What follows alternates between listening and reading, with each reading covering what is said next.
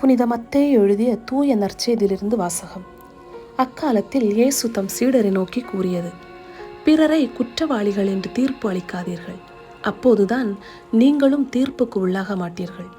உங்கள் கண்ணில் இருக்கும் மரக்கட்டையை பார்க்காமல் உங்கள் சகோதரர் அல்லது சகோதரியின் கண்ணில் இருக்கும் துரும்பை நீங்கள் கூர்ந்து கவனிப்பதேன்?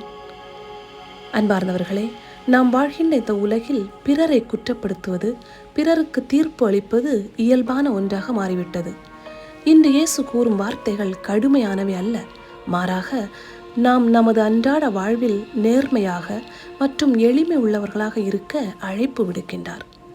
நாம் பிறரை தீர்ப்பிடுகின்ற மனதை விட்டுவிடும்போது நம்மிலும் பிறரிலும் கடவுளின் கிருபை செயல்பட இடமளிக்கின்றோம். ஆண்டவராகிய இயேசுவே, நீர் என்னை இரக்கத்துடனும் பொறுமையுடனும் பார்ப்பது போல நானும் பிறருடன் அன்போடும் இரக்கத்தோடும் பார்க்க எனக்கு உதவும்.